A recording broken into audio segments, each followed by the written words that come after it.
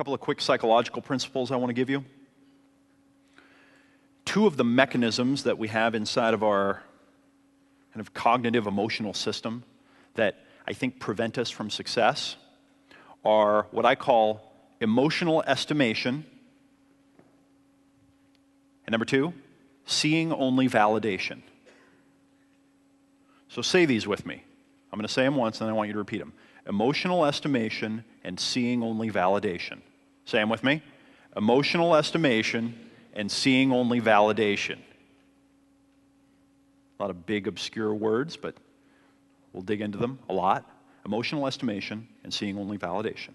As it turns out, we humans are not very good at predicting how things in the future will make us feel. We're horrible at it. In fact, even experts who are trained, and they know this, are horrible at estimating how things in the future will make them feel. Now, emotional estimation actually has two sides. It's looking from now into the future and saying, if I do this, it will make me feel good, or if I avoid doing this, it'll make me feel bad. So predicting how you'll feel in the future. And the other side of emotional estimation is using your emotions to estimate something. Because I feel good about it, it's going to be good. Because I feel bad about it, it's going to be bad. If you've ever known someone that spent a lot of time investing in the stock market, you'll know what I'm talking about. Most of us are familiar with the studies they've done with lottery winners. They win the lottery. Something like, I don't remember what it is, 80% of them, 5 years after they win the lottery, are in worse financial condition than the day before they won the lottery. I was having a conversation with my mom. Hi, Mom, don't take this personally, please. I was having a conversation with my mom a couple of years ago, and I said, Mom, most people that win the lottery lose all the money and are less happy 5 years later. She was talking about something, money, wish I won the lottery kind of thing. And I was saying, let's work on some other things to solve that problem. And I said, yeah, so you'd probably lose all the money. I'd probably lose it all. I mean, that's what happens with people when they win the lottery. Look at the statistics. And she said, oh no, I would never lose all that money, right? That's that mechanism that we all have. I have it too. And that's the thing that blinds us and makes us lose all the money. The emotional estimation. And seeing only validation, and you want to put in parentheses after seeing only validation, put seeking, so it's seeing and seeking only validation.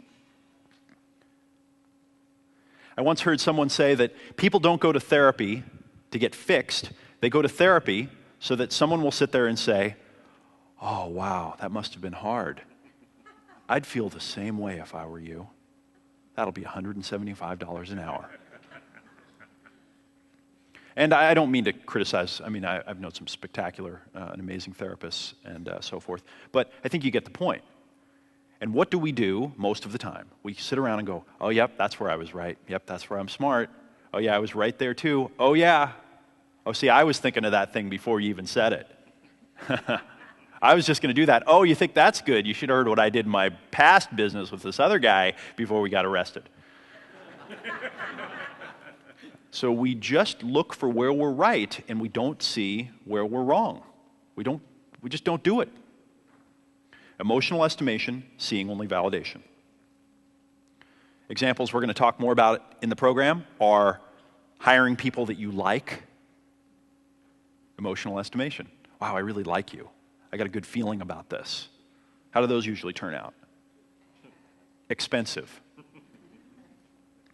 I'm talking money expensive here, too. I had one time where several years ago in the business, I found a great source of new leads for our business. They looked like they were great. They were converting at a high rate.